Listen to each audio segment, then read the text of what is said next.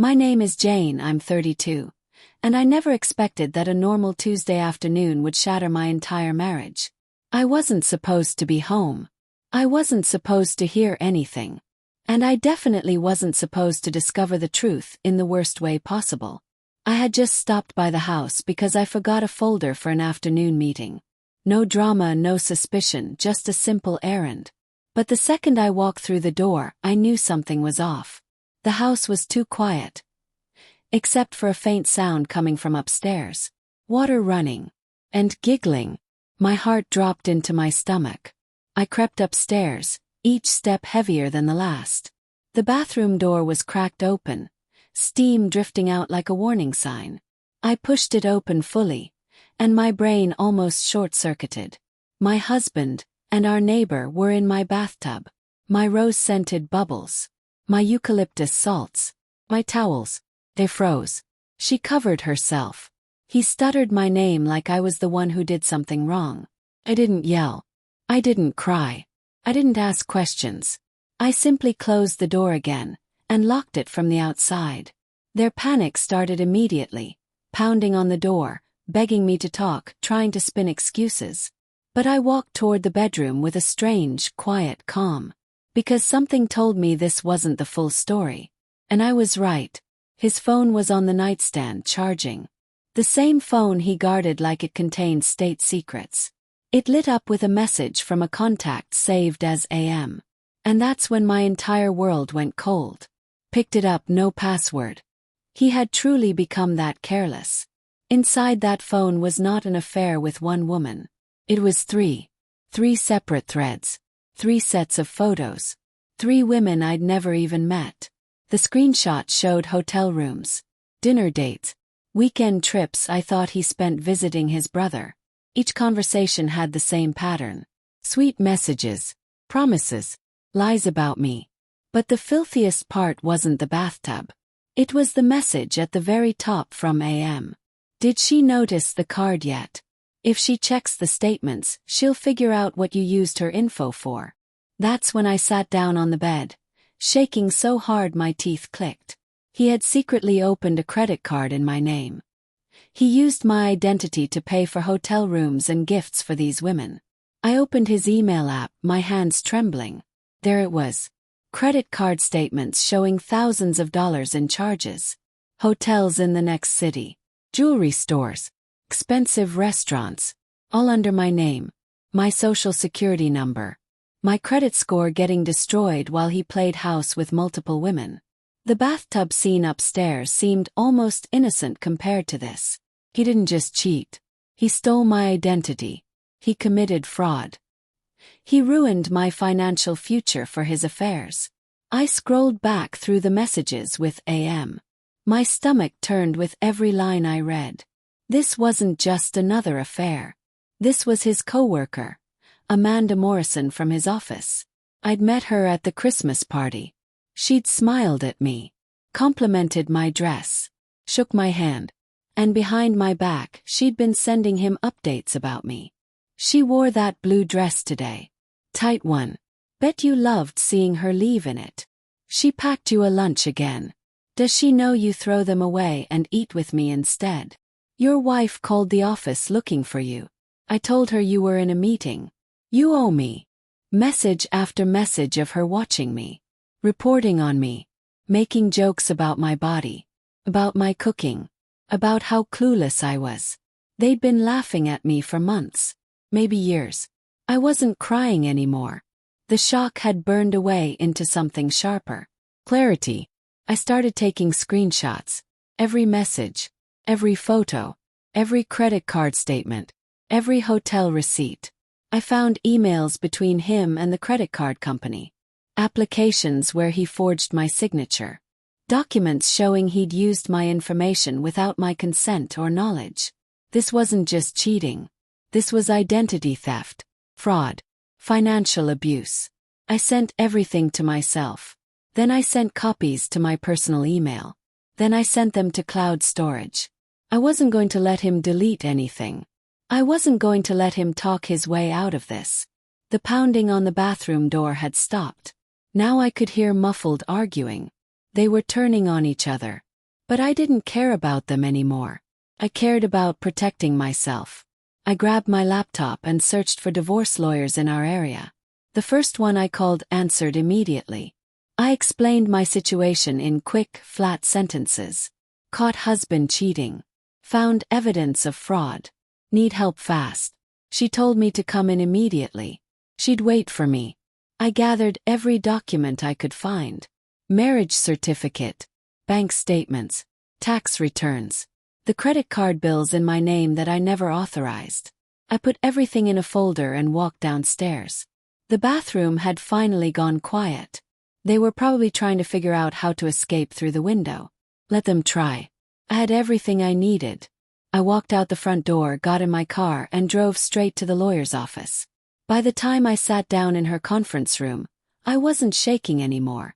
I was focused, determined. She reviewed everything I brought. Her expression got darker with each page. "This is serious," she said. "The identity theft alone could get him arrested. We need to file a police report immediately." We went to the police station together, my lawyer and me. I filed a report for identity theft. I showed them the credit card statements, the forged applications, the emails proving he'd opened accounts without my knowledge. The officer taking my statement looked disgusted. "Your husband did this to you?" He nodded. "And I have proof of everything." They took copies of all my evidence. They said a detective would follow up within 24 hours. My lawyer helped me file for a restraining order too. We had enough evidence to show he'd stolen from me and violated my trust in the worst ways. By the time we left the station, the sun was setting. I'd been gone for hours. I wondered if he was still in the bathtub. Part of me hoped he was. But another part of me knew I had bigger things to handle now. The betrayal wasn't just the affair. It was the theft, the lies, the conspiracy with his coworker to humiliate me. My lawyer made one more call for me before we parted ways. A locksmith who did emergency services. "Change every lock in your house tonight," she advised. "Don't give him the chance to get back inside." I met the locksmith at my house an hour later. When I pulled up, Derek's car was gone from the driveway.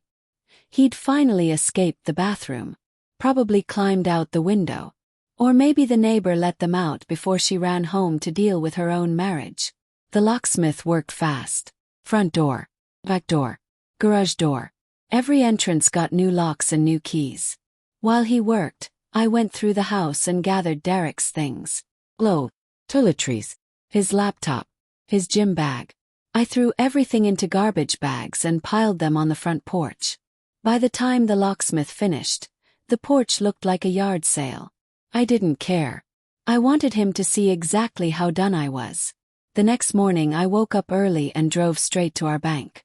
I needed to protect what was left of my finances before he could do more damage. The bank manager was sympathetic when I explained the situation. I showed her the police report, the evidence of fraud. She helped me freeze our joint accounts. We opened a new account in my name only and transferred my paychecks there. She also helped me put fraud alerts on my credit report and dispute the unauthorized credit card charges. "This will take time," she warned. "Identity theft cases can take months to resolve." I didn't care. I was willing to fight for as long as it took. By the time I left the bank, I felt more in control than I had in years. Maybe ever. Derek had taken so much from me. My trust, my peace, my financial security.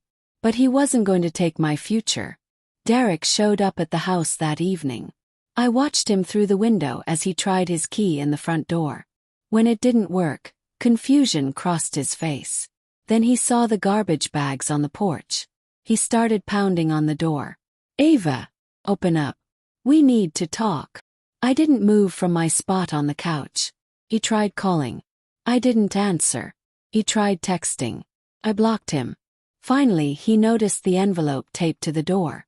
The one with his name on it. I watched him open it and pull out the papers inside. Restraining order. Divorce papers. Police report number for identity theft. And a note in my handwriting. "Your lawyer can contact mine." His face went white. Then red. Then he started yelling. But I couldn't hear the words through the closed windows. And honestly, I didn't want to. He could yell at the sky for all I cared. I was done listening. Later that night, I heard screaming from next door. The neighbor's husband had found out too. Someone had told him about the bathtub incident. Maybe Derek told him. Maybe someone else saw and spread the word. Either way, their marriage was imploding just like mine. I heard doors slamming, items breaking. Then I saw her loading boxes into her car in the dark. Part of me felt bad for her.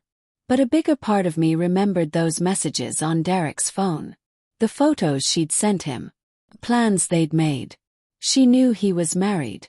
She knew I lived right next door. She chose to do it anyway. And she chose my bathtub, my bathroom, my home. So no, I didn't feel that bad after all. I closed my curtains and went to bed. Tomorrow I'd start rebuilding. But tonight I just needed to rest. A few days later, I did something I probably shouldn't have. I drove to Derek's office building and waited in the parking lot for Amanda Morrison to leave for lunch. When she walked out, I got out of my car and stood in her path. Amanda! She looked up, startled. Recognition flashed across her face, followed by guilt. Ava. Save it, I interrupted. I'm not here to fight. I'm here to give you something. I handed her a folder. Inside were printouts of every message she'd sent Derek about me. Every cruel joke. Every mocking comment. I've already given copies to HR, I said calmly. They're investigating workplace harassment. I thought you'd want to know. Her face went pale. You can't. I already did. You helped my husband commit identity theft. You mocked me for months. You participated in humiliating me. And you did it all from your company email. I watched her hands shake as she flipped through the pages. Good luck with that, I said and walked back to my car. The fraud investigation took 3 months. 3 months of phone calls with credit card companies. 3 months of filing disputes. 3 months of police reports and lawyer meetings. But eventually the charges were reversed. The fraudulent credit card was closed. My credit score started to recover. The detective assigned to my case told me Derek was facing criminal charges for identity theft. He could get jail time. The divorce moved forward. Since he'd committed fraud and adultery, my lawyer said I had a strong case for keeping most of our assets. His coworker Amanda was fired after HR's investigation confirmed she'd used company resources to help him cheat and harass me. The neighbor moved out of her house. Rumor was she and her husband were getting divorced too. Everything was falling apart for everyone involved. Except me. I was finally putting myself back together. Piece by piece. Day by day. And I was stronger than before.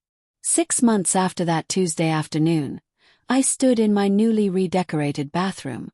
I'd replaced everything. New tiles, new tub, new towels, new everything. The rose-scented bubbles were gone. I'd switched to lavender. Nothing in this space reminded me of that day anymore. My divorce was finalized. My credit was restored. My life was my own again. Derek ended up with jail time for the identity theft. His affair partners scattered. His job fired him after the criminal charges went public. And me. I got promoted at work. I started therapy. I reconnected with friends I'd neglected during my marriage. I even started dating again, though I was taking it slow. Because catching them in the bathtub was shocking. It was humiliating. It was painful. But the real betrayal, the one hidden inside his phone, that's what gave me the power to walk away with my dignity, my credit restored, and my future finally in my own hands. I didn't get revenge by yelling. I got revenge by documenting everything. And now I'm free.